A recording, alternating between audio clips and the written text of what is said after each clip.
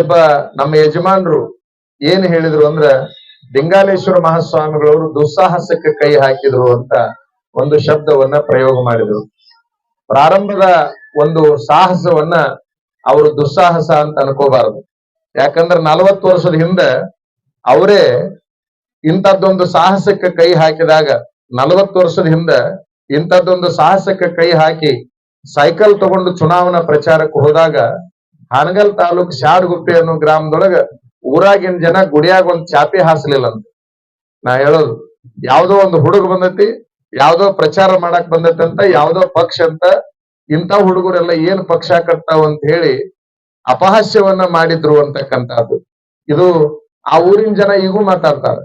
ಅಂದ್ರೆ 40 ವರ್ಷದ ಹಿಂದೆ ಒಂದು ಪಕ್ಷದ ಪ್ರಚಾರಕ್ಕ, ಚುನಾವಣೆ ಪ್ರಚಾರಕ್ಕೆ ಹೋದ್ರೆ ಆ ಊರ್ಲಾಗ ಗುಡಿ ಮೇಲೆ ಕುಂತವ್ರು 4 ಜನ ಮಾತಾಡ್ಸೋಕ್ ಗತಿ ಇದ್ದಿಲ್ಲ ಅಂತಕ್ಕಂಥವ್ರು ಇವತ್ತು ಬಹಳ ಎತ್ತರದ ಮಟ್ಟಕ್ಕೆ ಬೆಳೆದ್ರು, ರಾಜ್ಯವನ್ನು ಎಷ್ಟೋ ಸಾರಿ ಆಳಿದ್ರು ಅನ್ನೋದಕ್ಕೆ ಕಾರಣ ಏನಂತಂದ್ರ ಹೋರಾಟ ಯಾವಾಗ್ಲೂ ಸಸಿ ಸ್ವರೂಪದಲ್ಲಿ ಇರ್ತದೆ, ಬರುವ ದಿನಮಾನದಲ್ಲಿ ಅದು ಹೆಮ್ಮರವಾಗೇ ತೀರ್ತದೆ ಅಂತಕ್ಕಂಥದ್ದನ್ನ ನಾವ್ ಯಾವಾಗ್ಲೂ ಅರ್ಥ ಮಾಡ್ಕೋಬೇಕು.